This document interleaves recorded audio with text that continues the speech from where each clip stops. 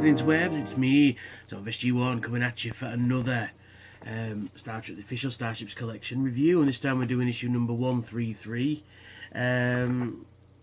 Irina's racing ship from the episode Drive. Yes, and as per usual, nice glossy magazine, ship itself.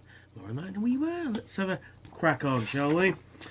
So, specification, race, Tyrellian. There's a lot of Tyrellians in Star Trek, isn't there? Type racing ship, in operation 2377. Location Delta Quadrant, length 220 metres approximately. Crew 2, pilot Irina. And we've got a really nice CG render of the ship there. Pretty fucking cool. And we've got some more. I think that's the same CG render from the front cover, but just on a slightly different angle. It's no bad thing. And we've got some images from the episode itself, Drive, which I watched the other night. Not a bad episode. Not a great episode, but not a bad episode. Then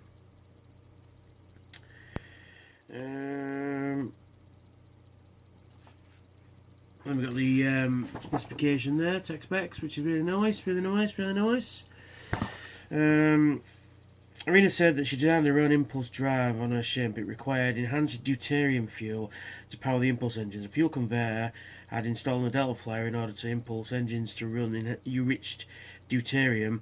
One of the prerequisites for the ship allowed the entrance to the Transstellar Rally. The competing species, inaugural Antarian Transstellar Rally 2377, featured 12 vessels from at least 5 species, as well as the Delta Flyer. Ships from the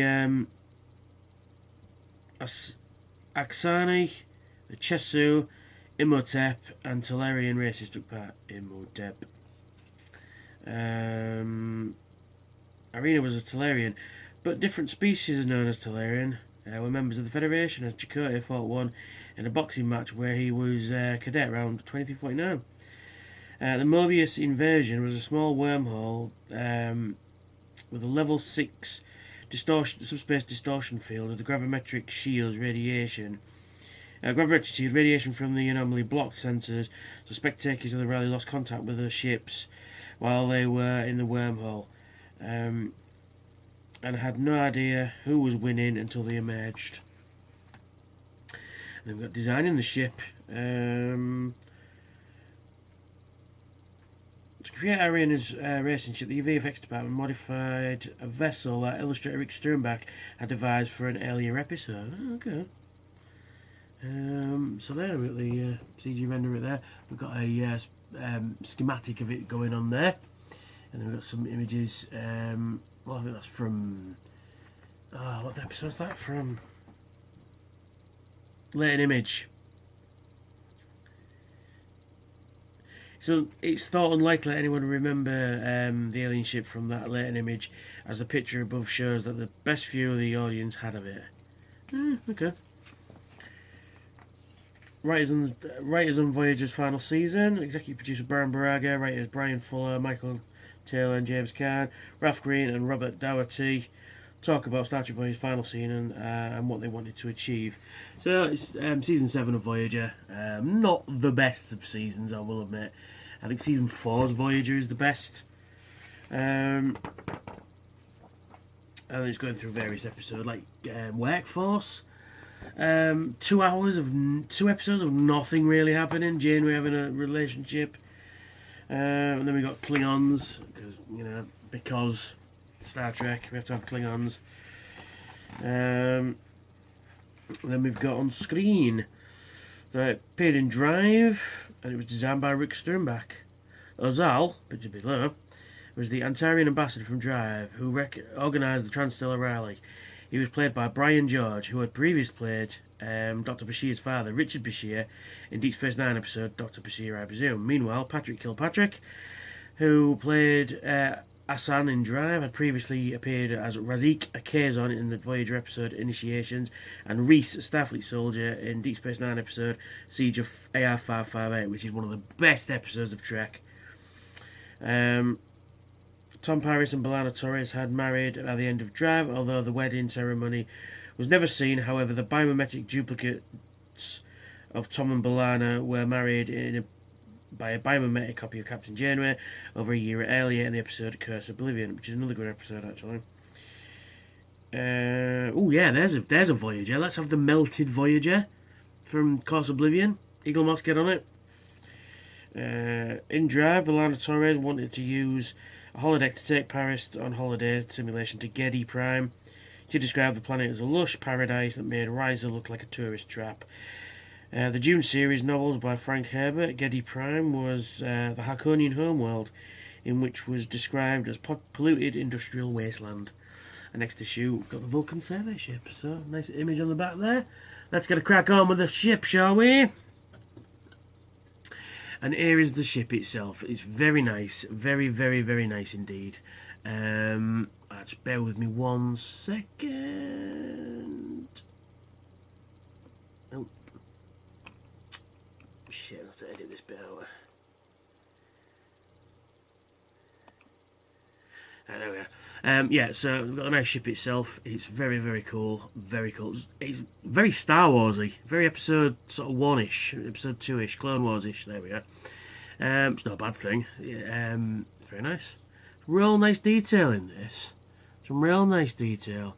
Like with these sort of hull markings here and stuff, and you've got some hull markings there.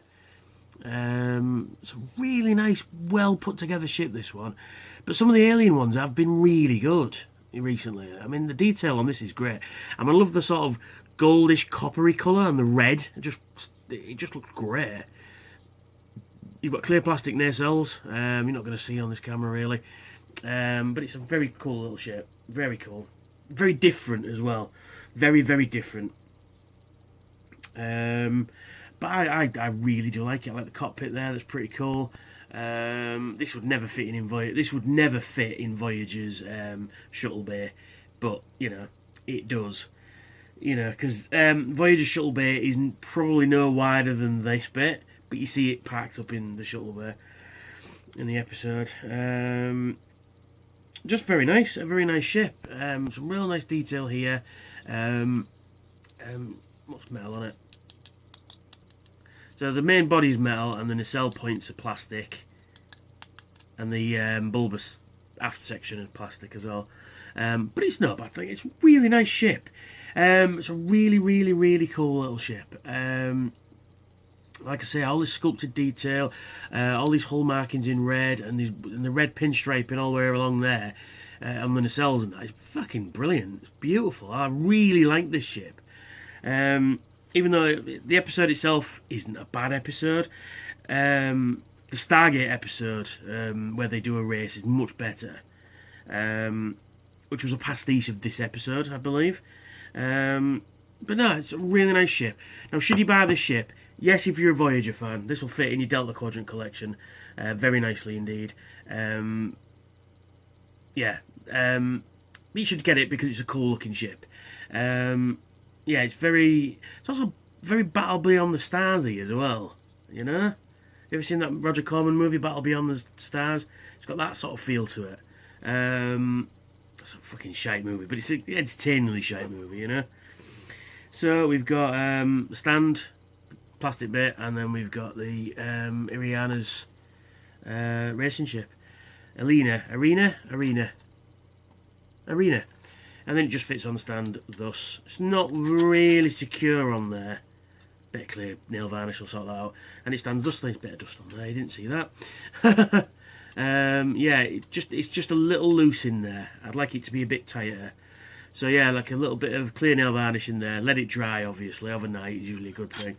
And that should tighten that up very nicely. So that's me. That's Irina's racing ship. And I'll catch you all on the flip side. Adios.